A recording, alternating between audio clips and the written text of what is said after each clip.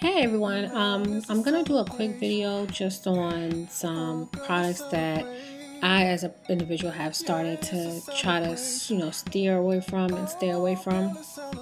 Um, a lot of these, a lot of the products that we use on an everyday basis have such ingredients as sulfate. Well, it's called sodium lauryl sulfate or sodium laureth sulfate, and they also have another product called mineral oil in a lot of the lotions. And mineral oil is just another term for petroleum that a lot of companies use to put in our everyday products.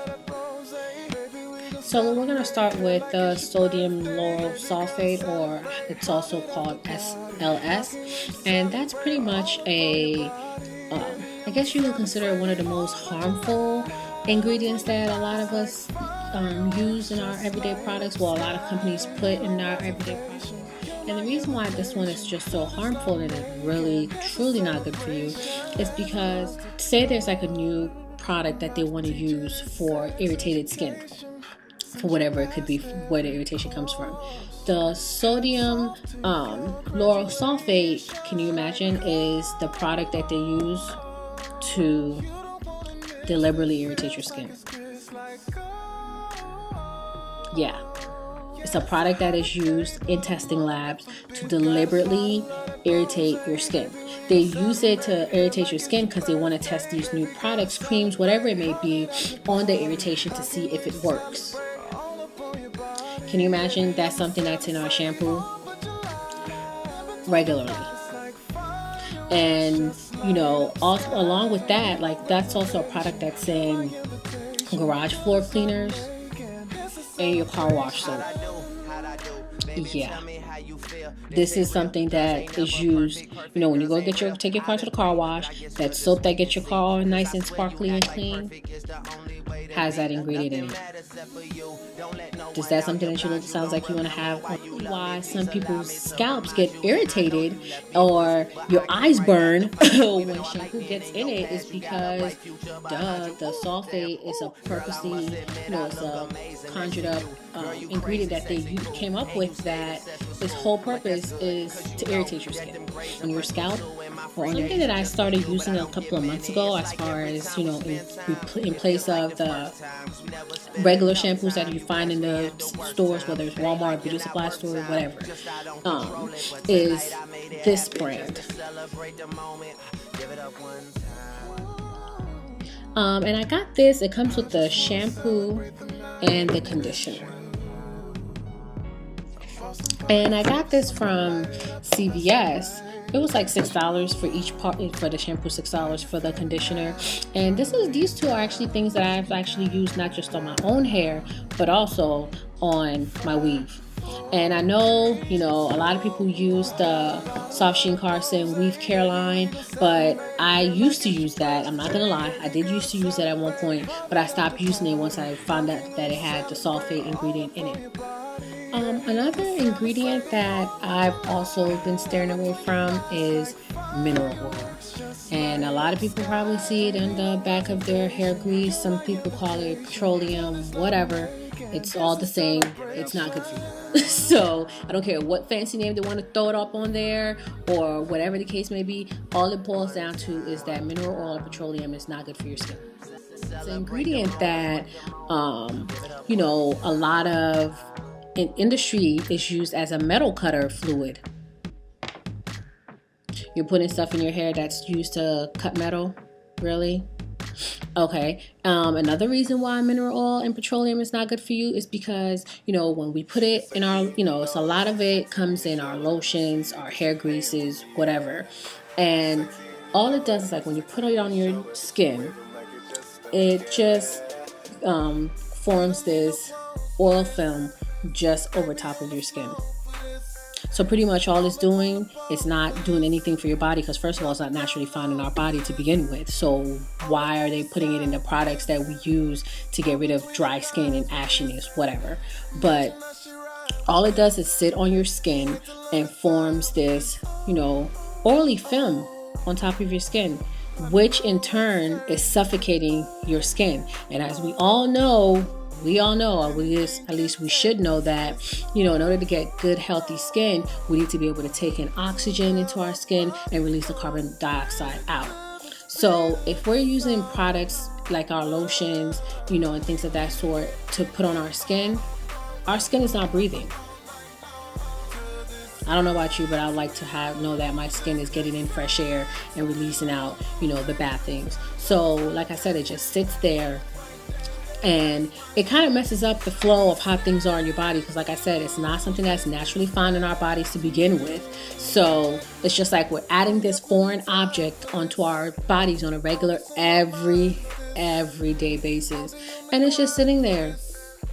It's just sitting there, and it's not, doing anything for us. It's not benefiting us in any way whatsoever. And I don't know how many of you guys still grease your scalps. I really don't grease my scalp. I'm not even gonna lie.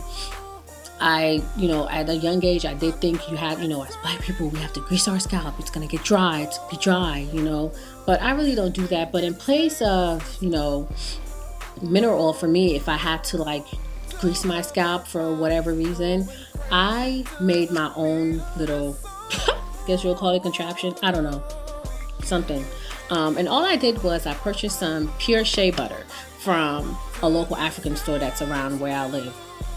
And you can get it from anywhere, but make sure it's the pure shea butter. And what I did was I took it and I, cut it up in little pieces, bought like a little Gladware Ziploc type of a container, and I took some olive oil from the store, and I took it and I put it in with the shea butter, and then I popped it in the microwave until it's either melted or it has a nice consistency to mix everything together. And then what I did, since mine, I think I put it in for maybe 2 minutes, 2.5 minutes, it all melted, so it was like this liquid consistency. So what I did, I just took the lid, put it on, and stuck it in my refrigerator overnight, and it forms this consistency right here.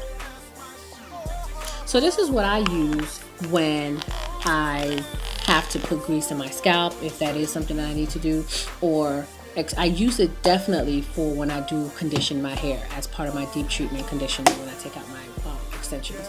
And what I will do is I take this conditioner